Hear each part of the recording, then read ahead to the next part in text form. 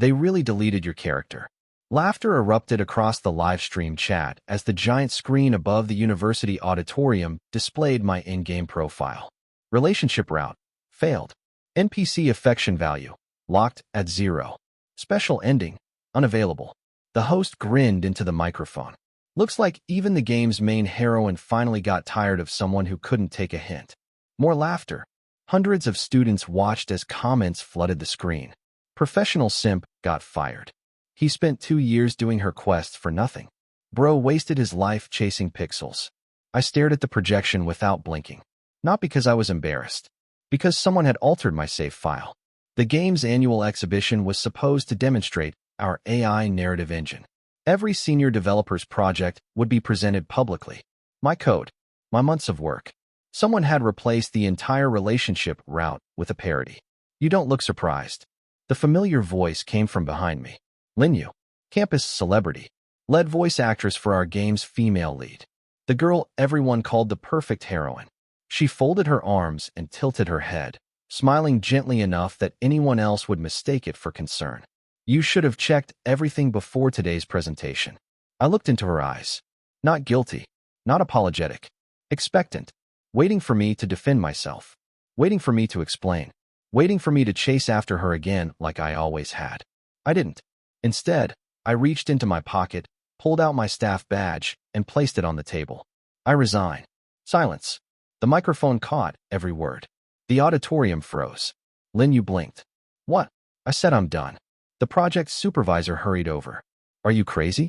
This presentation determines your graduation evaluation. Then fail me. Gasps echoed through the hall. Someone whispered, he's actually serious. For 2 years I had been exactly what everyone joked about. If Linyu wanted coffee, I bought it. If she forgot her script, I stayed up rewriting it. If she needed bug fixes, I canceled my own deadlines. Everyone laughed behind my back. They called me the heroine's loyal NPC. Always available, always obedient, always existing for someone else's storyline. Even I had believed that if I kept helping, eventually she'd notice me. Instead, she learned that I would never leave. The hall remained deathly quiet. Then Linyu walked closer. You're overreacting. Am I? It was just a prank. A prank. She sighed dramatically. You know everyone was under pressure. We wanted today's event to be memorable. My reputation? You'll recover. My project? We'll fix it later. My graduation? You're talented. Every sentence assumed the same thing. That I would forgive her. Again. I smiled for the first time that morning. No. Her expression stiffened. No. No more fixing your mistakes. I turned and walked toward the exit. Behind me, Su-chun. Her voice was sharper now. You're leaving me here? Not the project. Not everyone. Me. I didn't answer. The heavy auditorium doors closed behind me. Outside, the autumn wind carried away the noise. For the first time in 2 years, it was quiet. My phone vibrated before I reached the parking lot. Linyu. Calling. Declined. Again. Again. Again. 23 missed calls. Then messages. Where are you? Everyone's asking about you. Come back. Don't be childish. Childish. I almost laughed. The moment I stopped revolving around her, I became childish. Another message appeared. If you don't come back, I won't forgive you. I stared at the words, then blocked her. The screen became blissfully empty. A strange sensation settled in my chest. Not victory. Not anger. Weightlessness. As though invisible chains had finally snapped. Interesting. A quiet female voice interrupted my thoughts. I turned. A black sedan had stopped beside the curb. The rear window lowered halfway. A young woman sat inside wearing a charcoal coat over a black dress. Cold features. Sharp eyes. Elegant enough to seem untouchable. I recognized her immediately. Shinruo. Investor. Youngest board member of the company funding our project. Students rarely saw her. Rumors claimed every acquisition she touched became profitable. Other rumors claimed everyone who opposed her disappeared from the industry. Behind her back, people called her the Villainess. Because every promotional storyline painted her company as the ruthless corporate antagonist. She looked at me for several silent seconds. You surprised me. I wasn't trying to. You resigned. Yes. Without asking for anything. Yes. One elegant eyebrow lifted. Most people beg. I've done enough begging. Something unreadable flickered through her eyes. She gestured toward the open car door. Get in. I don't even know why. You'll find out. Normally, I would have refused. But there was nowhere I wanted to return. Not today. As I reached for the door handle. Su-chun. Lin Yu's voice echoed across the parking lot. She came running, breathless, still wearing the white dress from the presentation. People followed behind her with cameras. She grabbed my wrist. There you are. I slowly looked down at her hand, then back into her eyes. What? You blocked me. Yes. You're embarrassing me. No. You're embarrassing yourself. For the first time, she had no response. The cameras caught everything. Students stopped walking. Even the security guards pretended to check their phones while watching us. Lin Yu lowered her voice. Can we not do this here? You're the one who ran after me. You know what I mean. No, I don't. She took a slow breath, forcing a smile for the people recording nearby. You're angry. I was. And now I'm finished. The sentence landed harder than shouting ever could. She searched my face, waiting for the familiar hesitation, the guilt, the apology. Instead, I gently removed her hand from my wrist. No force, no drama, just a quiet refusal. Her fingers lingered in the air as if they couldn't believe they had lost their place. You're seriously leaving? Yes. What about the project? It stopped being mine when someone decided humiliation was better than honesty. She bit her lip. That wasn't my idea. I met her gaze. Then whose was it? Silence. Someone behind the cameras muttered, she can't answer. Another whispered, maybe she really knew about it. Her expression cracked for the briefest moment. Then she straightened. You're making assumptions. And you're avoiding answers. Neither of us moved. The autumn breeze carried fallen leaves between us like a curtain. The black sedan remained beside the curb. Its engine idled quietly. Shinrua hadn't interrupted once. She simply watched, observing, measuring. Finally, Lin Yu looked toward the car. Her brows knitted together. Why are you talking to her? I wasn't aware I needed permission. You know who she is. Yes. She'll use you. Maybe. That company destroys careers. So does betrayal. The words slipped out calmly, but they struck harder than I'd intended. Color drained from her face. You think I betrayed you? I think you watched it happen. She opened her mouth, closed it again, because deep down, she knew the difference. Not acting against cruelty wasn't innocence. It was a choice. A student pushed closer with a phone. This is going viral. Another murmured, he's never talked to her like this before. Lin Yu heard every word. For the first time since I'd met her. She looked nervous. Not because she cared about losing me. Because everyone else was watching. She reached toward me again. Let's talk somewhere private. No. 5 minutes. No. 1 minute. No. Every refusal was quiet. Every refusal was final. Something inside her seemed to panic. You can't just disappear. I already did. The words hung in the air. Then I opened the sedan door. Mr. Su. Shinrua's voice was composed. Are you getting in? Yes. Before I sat down, Lin Yu blurted out. If you leave with her, don't expect me to come looking for you. I paused. Look back. You already did. Several students failed to suppress their laughter. Her cheeks flushed crimson. The door closed. The outside noise became muffled. The car pulled away from the university. For nearly a minute, neither of us spoke. Finally, Shinrua broke the silence. People usually tremble when they first sit in my car. I've already had the worst day of my year. A fair answer. She looked out the window. Do you know why they call me the Villainess? Because you don't smile during negotiations. One reason. And because your company plays the antagonist in our game. She gave a faint, almost invisible smile. Fiction is convenient. Every story needs someone to blame. You don't seem bothered. I stopped caring after realizing most people never ask whether the villain was written fairly. I considered her words. There was no self-pity in them. Only fatigue. The kind earned over years. She turned toward me. You're different from the reports. What reports? The ones saying you'd abandon your own future if Lin Yu asked. I looked out the rain-speckled window. They weren't wrong. And today I refused. She nodded once. As a result, my graduation may be ruined. Perhaps. My career might be over. Perhaps. I don't regret it. This time, she looked directly into my eyes. For several long seconds. Then she extended a slim folder across the seat. Inside was a contract. Not employment. Not investment. At the top, In understated black lettering were the words, Independent Narrative Consultant. Beneath them, a handwritten note. I don't need someone who worships heroes. I need someone who can recognize when the story itself is lying. I looked up. Why me? Because, Shinrua said quietly, you were the first person I've seen who walked away from the heroine instead of chasing her. I froze. Not from fear. Not from uncertainty. But because, for the first time in years, someone wasn't asking what I could sacrifice. They were asking what I believed. Outside the tinted window, I caught a glimpse of the university gate shrinking into the distance. Behind it, Lin Yu stood alone, staring after the departing car with an expression I had never seen on her face before. Not triumph, not annoyance, but the first unmistakable trace of regret.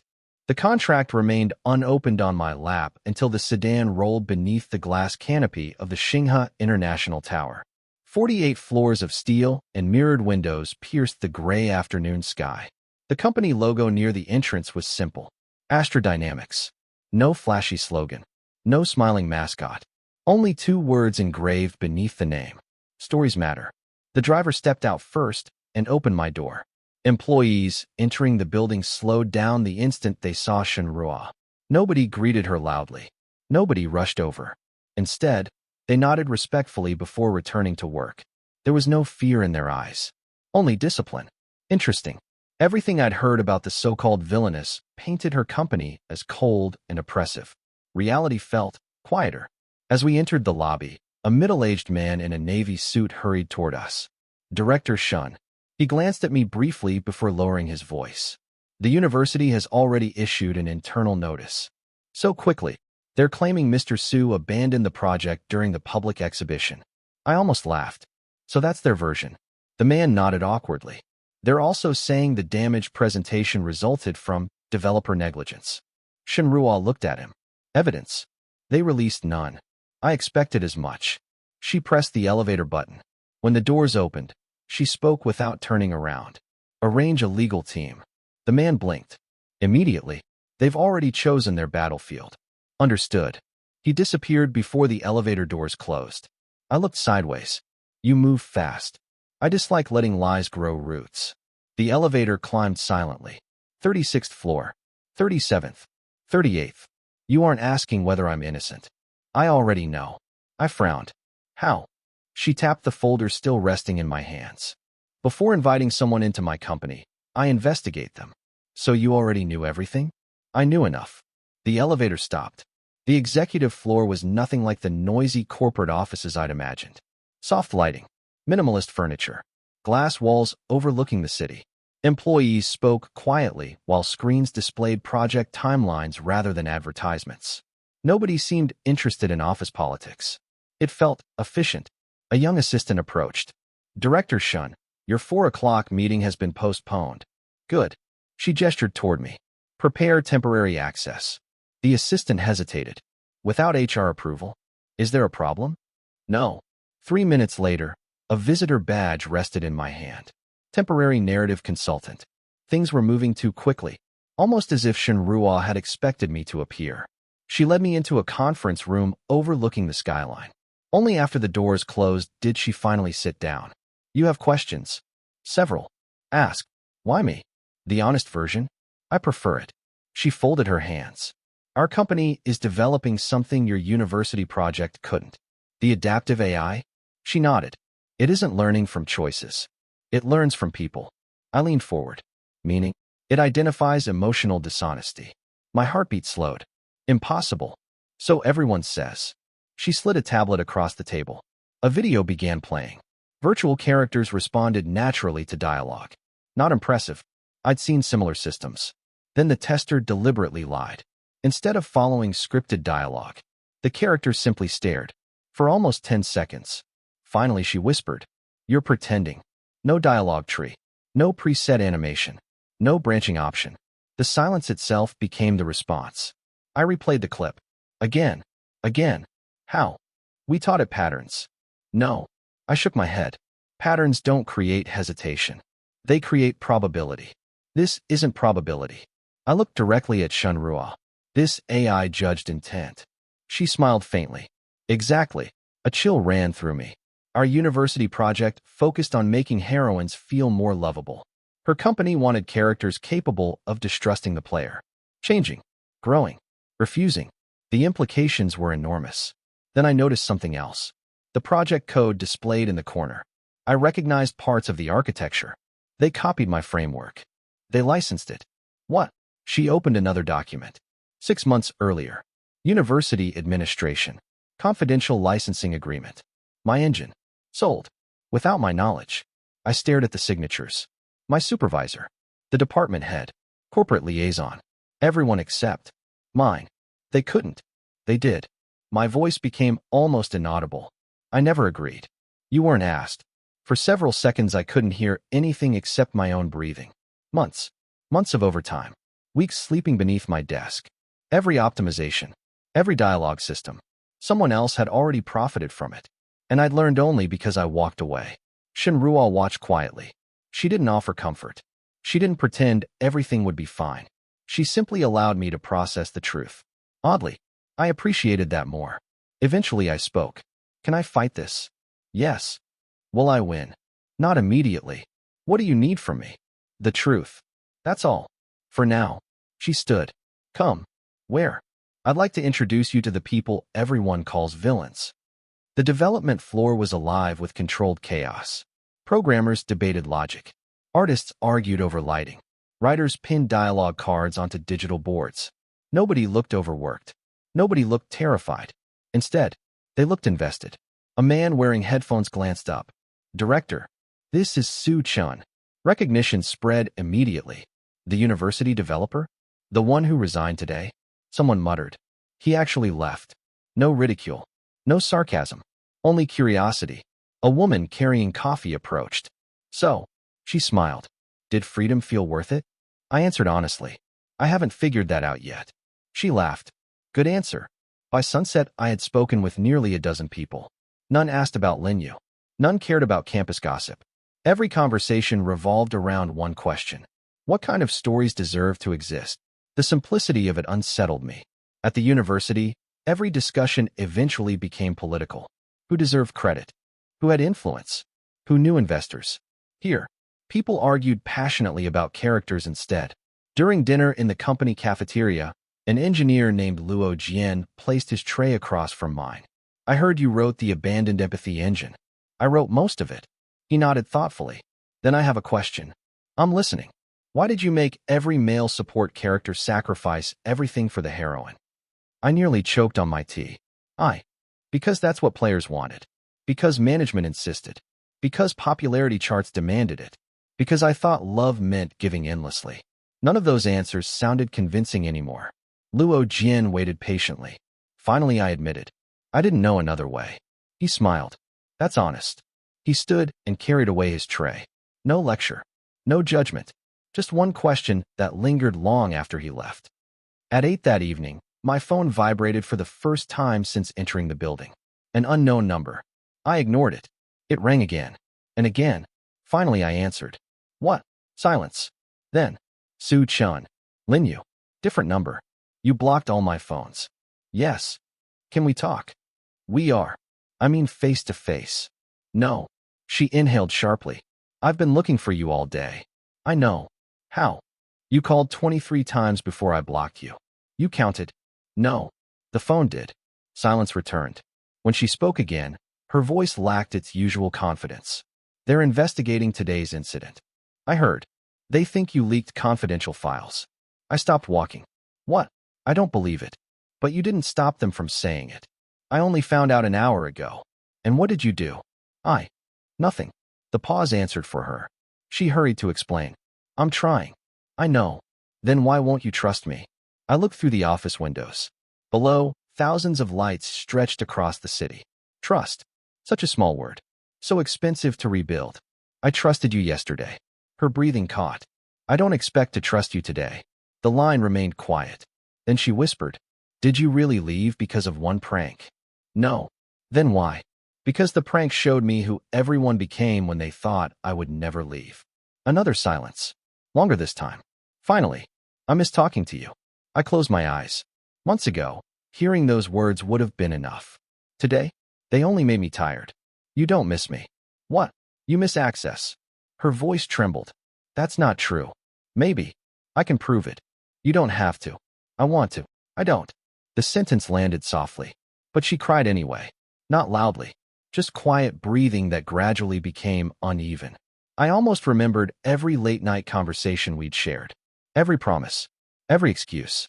Then I remembered standing alone in front of hundreds of laughing students. Memory restored balance. I'm hanging up. Wait. What? Who's with you? I looked across the office. Shinrua stood beside a window discussing something with 3 department heads. Professional. Calm. Focused. She noticed me looking. Raised an eyebrow. Nothing more. I answered truthfully. Someone who asked what I think before asking what I can give. The call ended. Not because I disconnected. Because Linyu did. 10 minutes later, a notification appeared on every major campus forum.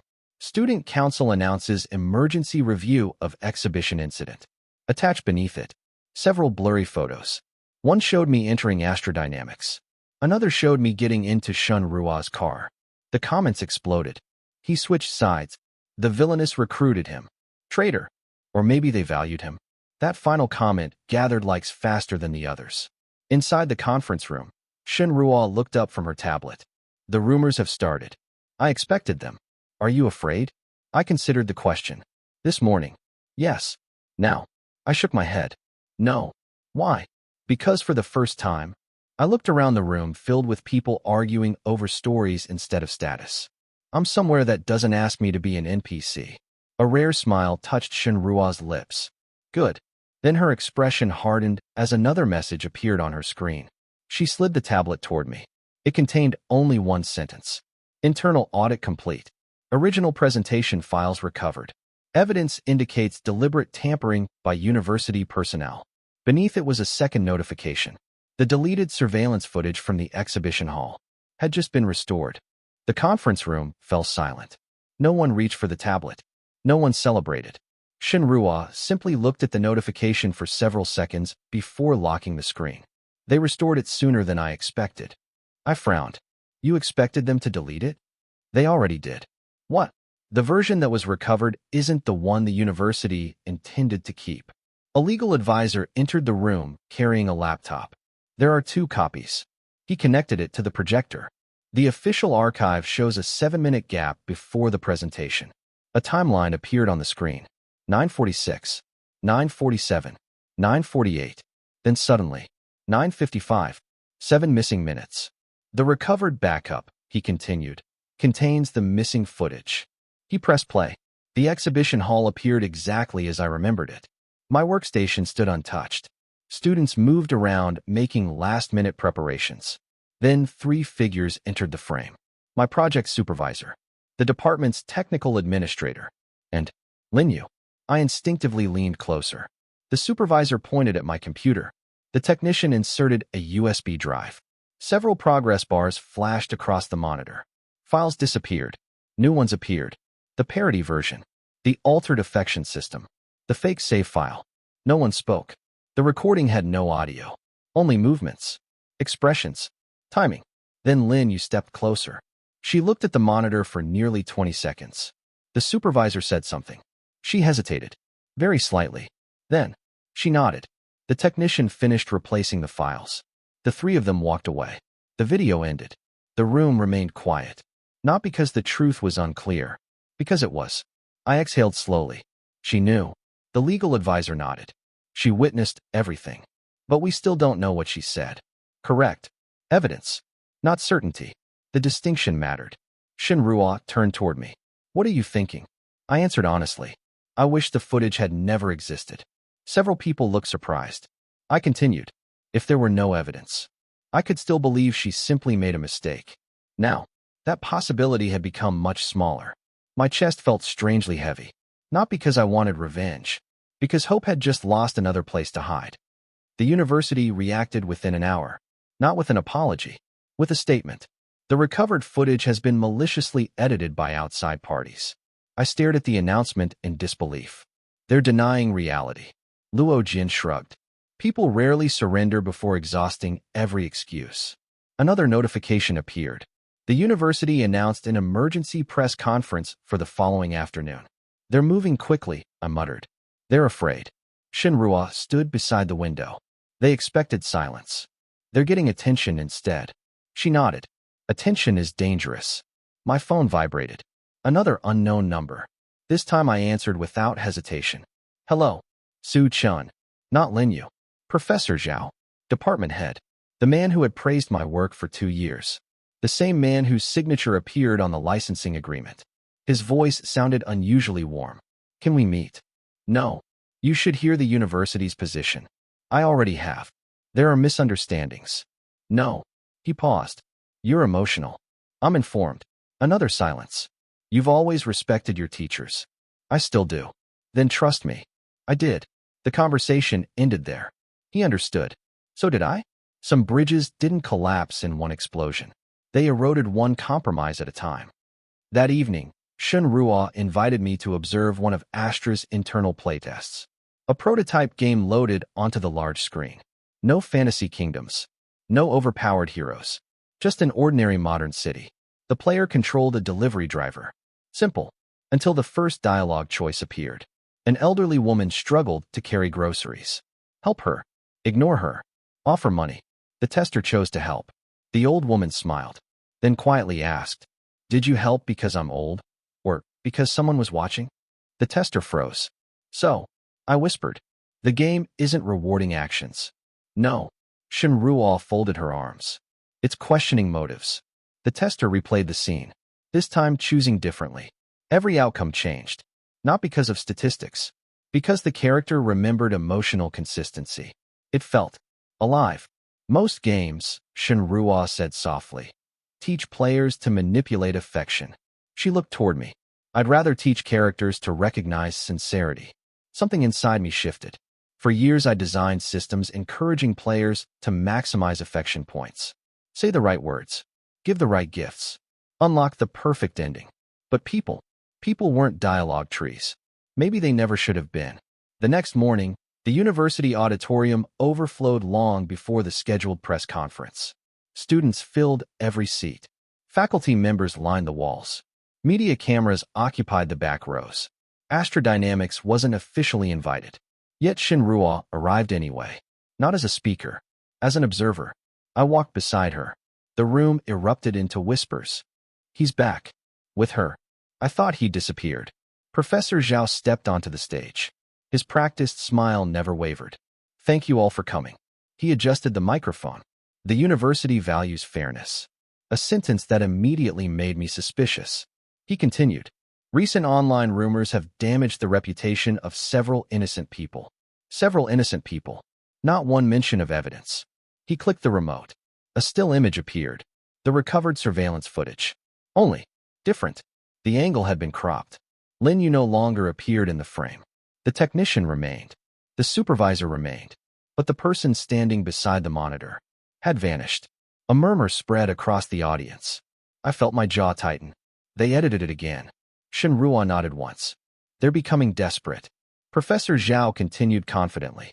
Our investigation confirms that technical staff modified the presentation without informing students. Convenient. The blame stopped exactly where senior management wanted it to stop. Then he smiled. We are pleased to announce that Miss Lin Yu bears no responsibility. The audience applauded politely. Not enthusiastically. Politely. Something had changed. People weren't believing as easily anymore. A student raised a hand. What about Su Qin? Professor Zhao answered smoothly. He abandoned the project before we could explain the misunderstanding. Another hand. Who licensed his code? A brief hesitation. University assets belong to the university. A third question. Did he sign permission? This time, no answer came immediately. The silence stretched. Long enough for everyone to notice. Then the auditorium doors opened. A young technician hurried inside carrying a hard drive. He whispered urgently into Professor Zhao's ear. The professor's confident expression faltered. What do you mean, every server? The technician whispered again. Professor Zhao looked toward the audience. Then toward me. His face lost color. At that exact moment, every projector inside the auditorium flickered. The prepared slideshow disappeared, replaced by a new message. Automatic cloud backup restored successfully. Below it, version history, 14 copies found. The auditorium fell into stunned silence. 14 copies, meaning every previous edit, every deletion, every alteration, had been permanently recorded. No one had destroyed the evidence. They had only delayed the moment it returned. Professor Zhao stared at the screen as if it had betrayed him. Across the room, I caught sight of Lin Yu standing near the side entrance. She wasn't looking at me. She was staring at the projector. Her hands trembled so violently that she nearly dropped her phone.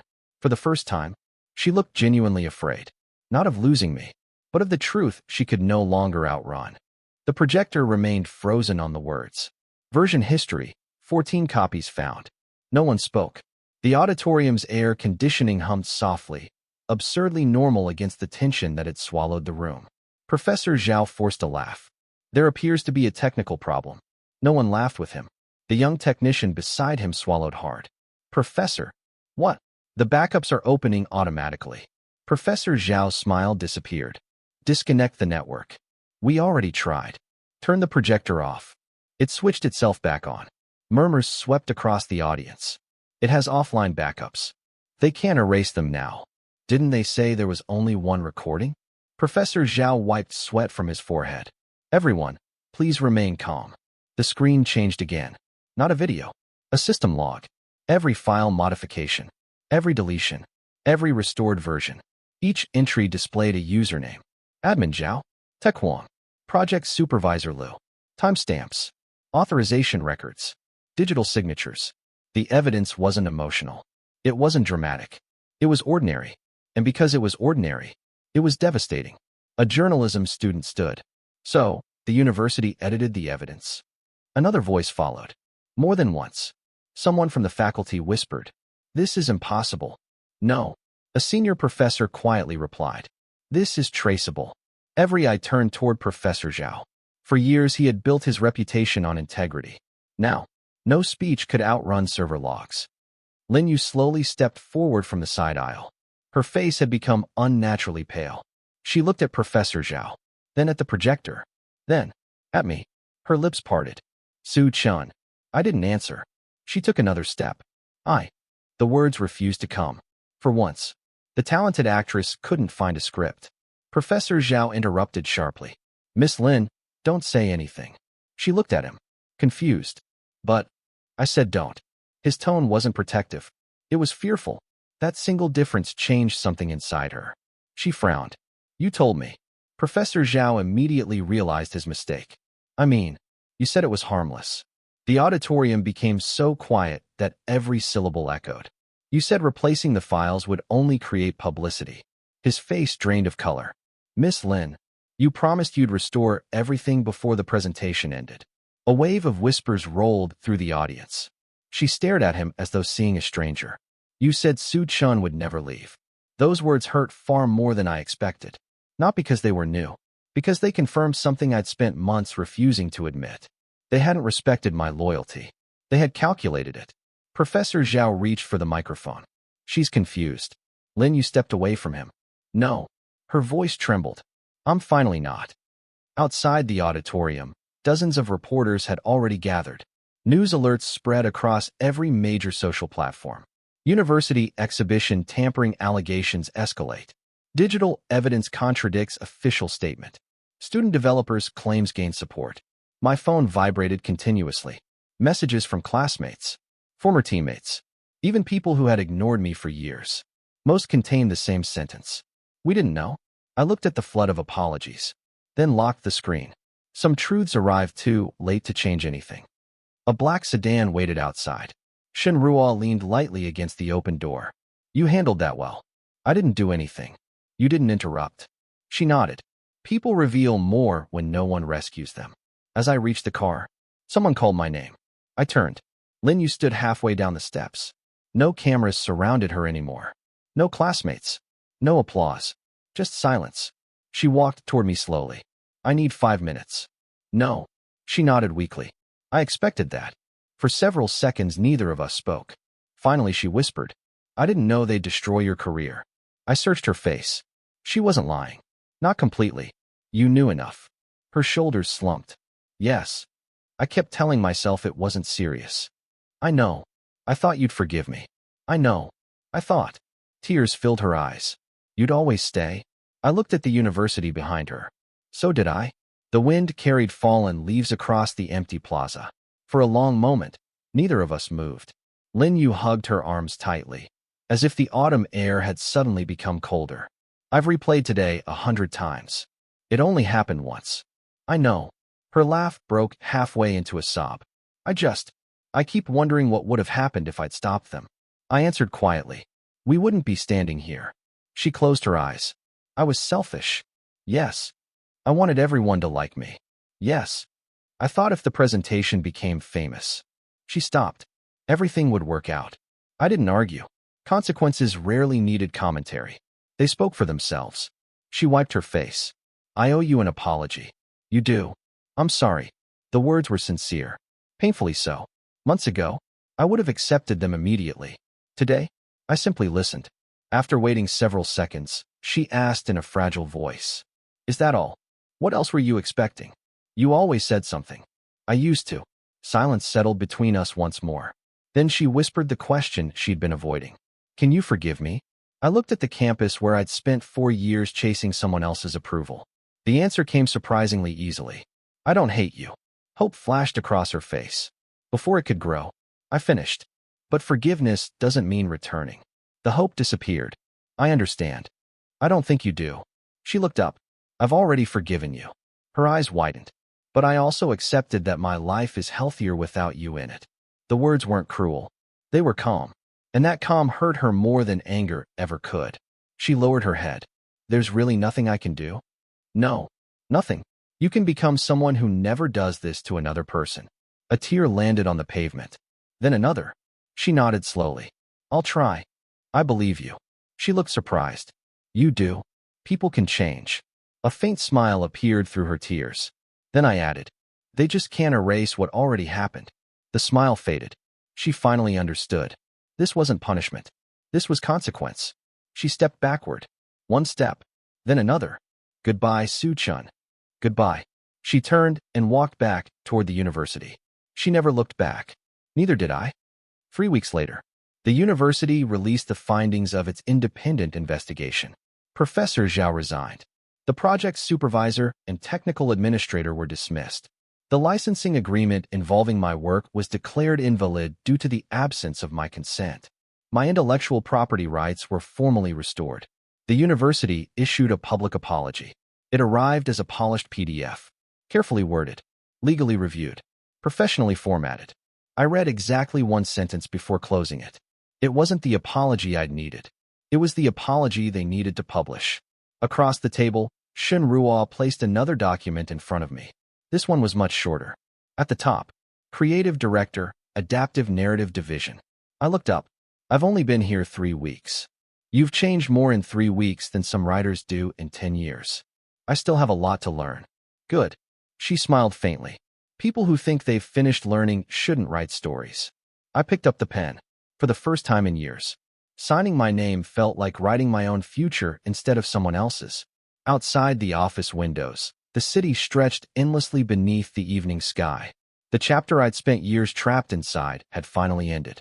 And this time, no one else was holding the pen. Spring arrived quietly, not with dramatic change, with routine. 6 months after leaving the university, my mornings no longer began with frantic messages or impossible requests. Instead, they began with coffee, a notebook, and a whiteboard already crowded with dialogue branches. Only now, every branch carried a handwritten reminder in the corner.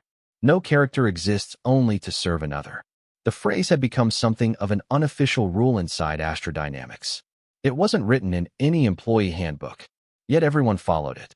During a design meeting, Luo Jian circled a flowchart with a marker. The heroine forgives the player too quickly. Across the table, a writer frowned. But players like forgiveness. Luo Jian shook his head. Players also like honesty. The room turned toward me. What do you think? Months ago, I would have calculated engagement metrics, retention curves, completion percentages. Today, I looked only at the character profile. What does she lose if she forgives immediately? The room fell thoughtful. One writer slowly answered. Her self-respect. Then don't take it away from her. Several keyboards began clicking almost simultaneously. No debate. No argument. Just people improving a story together. Sometimes I still caught myself waiting for someone to dismiss my opinion. No one ever did. At noon, Shenrua appeared outside the conference room, carrying 2 cups of coffee. She set one beside me. You've stopped drinking the terrible vending machine coffee. I've learned from experience. About coffee? About accepting better things when they're offered. One corner of her mouth lifted. A dangerous philosophy. For someone called the Villainess? She looked through the glass wall toward the busy office. They still call me that online. I opened a social media page. The nickname remained everywhere. Corporate Villainess. Ice Queen Investor. Final Boss CEO. I looked up. Does it bother you? It used to. And now? She shrugged lightly. If someone reads only the cover. She glanced toward the employees laughing over lunch. They don't deserve the whole story. For reasons I couldn't explain, that sentence stayed with me long after she left. That afternoon, our newest game entered closed beta.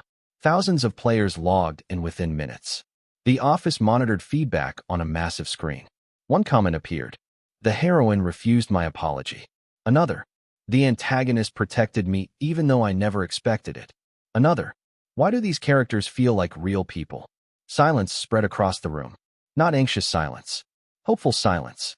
Luo Jian laughed first. I think they noticed. A junior writer covered her mouth. They're actually discussing the characters instead of romance rankings. The comments multiplied. I had to earn trust. I couldn't manipulate affection. My choices kept following me. I smiled. Not because the game was succeeding. Because somewhere, someone had stopped seeing fictional people as rewards. That mattered more than sales. Though judging by the exploding numbers, sales would probably follow anyway. Near sunset, the receptionist informed me someone was waiting downstairs. I didn't schedule anyone. They said they'll leave if you refuse. Curious, I walked into the lobby. Lin Yu stood beside the entrance. She looked different. No designer clothes. No perfect makeup. No carefully rehearsed smile. Just a simple coat and a folder held against her chest. When she noticed me, she stood immediately. I won't keep you long. You said that before. A faint, embarrassed smile crossed her face. I know. She handed me the folder. Inside was a contract. Not from her. From a small independent theater. They hired me. I looked at the first page. Supporting actress. Community productions. Nothing glamorous. I turned down 3 entertainment companies. Why? They wanted the old image. She exhaled. I don't. There was no self-pity in her voice. Only quiet determination. I wanted you to know. She hesitated. I'm trying to build something I actually deserve. I closed the folder and handed it back. I hope it goes well. She accepted it with both hands. Thank you. No request. No apology. No attempt to reopen old wounds. Just gratitude. When she left the building, I realized something. The weight I'd carried whenever I saw her was gone. That weekend, Astra hosted an internal storytelling workshop for students from several universities. Ironically, one of the invited schools was my former university. I almost declined. Shenrua noticed. You don't have to attend. I know. But if I avoid every place connected to my past. I smiled slightly. Then my past still controls where I can go. She nodded. A reasonable conclusion. The lecture hall buzzed with nervous conversation before the workshop began. Dozens of aspiring writers waited with notebooks open. I stepped onto the stage without prepared notes. For several seconds, I simply looked at them. Then I asked one question. Who here has ever written a character who existed only to help someone else? Nearly every hand rose, including mine. Soft laughter spread through the room. I continued. I used to believe loyalty meant disappearing into another person's story. The room grew quiet. I was wrong. No dramatic speech followed. Instead, I spent 3 hours discussing conflict, agency, consequences, how every meaningful character deserved dreams unrelated to the protagonist. Questions came one after another. A student near the front finally asked, "What changed your writing?" I considered the answer carefully, then smiled. I met people who treated me like an author instead of a tool. Several students hurriedly wrote the sentence down. After the workshop ended, a familiar professor approached. Not Professor Zhao, one of the quieter lecturers who had rarely spoken during faculty meetings. I owe you an apology. You don't. I stayed silent. I looked at him for a long moment, then nodded. Thank you for saying it. He bowed slightly before leaving. No dramatic reconciliation, just accountability. Sometimes, that was enough. That evening, Astra's rooftop overlooked a city glowing beneath countless lights. A small celebration filled the terrace. The beta had exceeded every expectation. Employees laughed. Music played softly. Someone insisted Luo Jin sing karaoke. He refused so dramatically that everyone laughed even harder. I leaned against the railing with a glass of sparkling water. Shinrua joined me. They seem happy. They earned it. She looked across the skyline. So did you. For a while, neither of us spoke. Comfortable silence had become surprisingly easy between us. Finally she asked, "Do you still think of yourself as an NPC?" I smiled. No. What changed? I watched the city lights shimmer below. I stopped waiting for someone else to make me important. She nodded once. As expected. What? You finally understood the first lesson. There was a lesson? There always was. She looked toward the celebration behind us. The protagonist of your life isn't the person who receives the most attention. Her gaze shifted back to the skyline. It's the person who decides where the story goes next. The wind carried laughter across the rooftop. For the first time in years, it didn't feel like it belonged to someone else. It felt like home.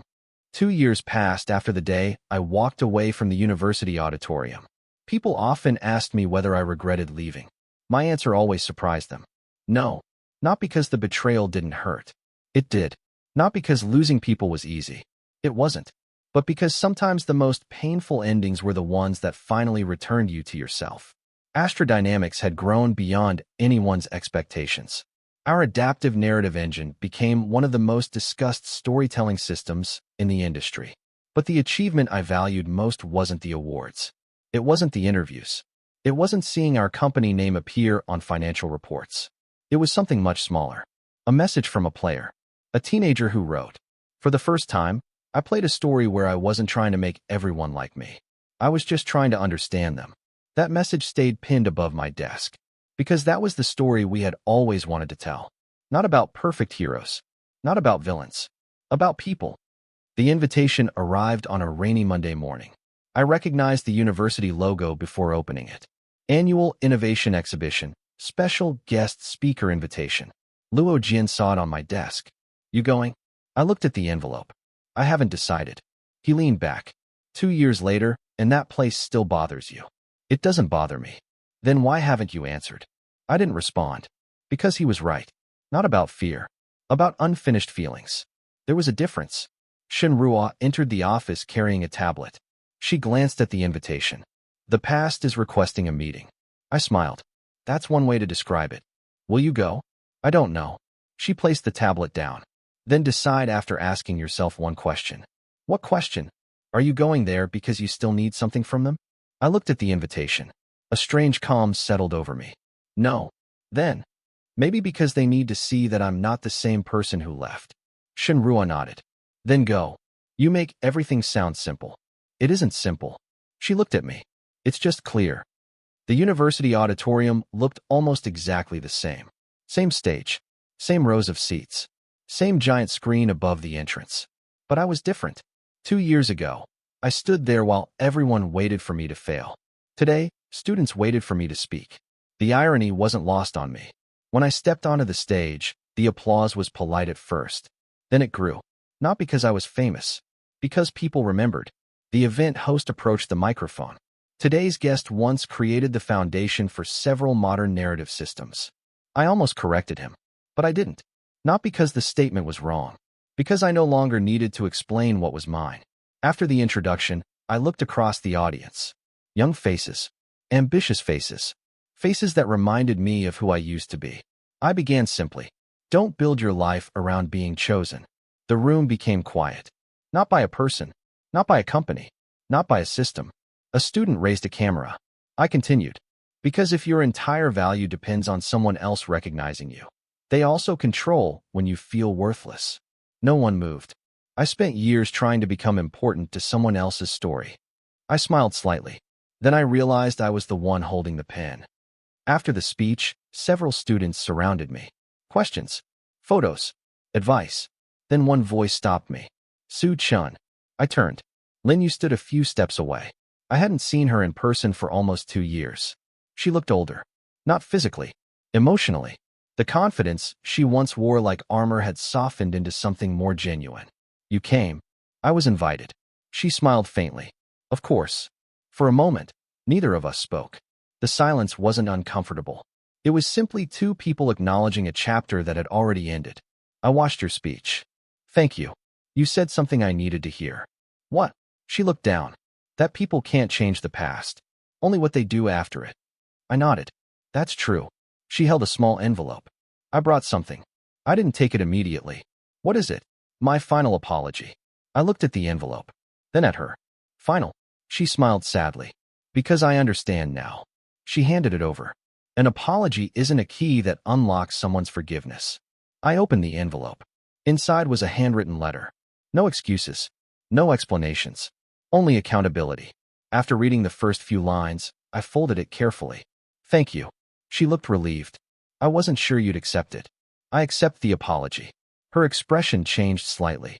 A question appeared before she asked it. But, I answered gently. But we still move forward separately.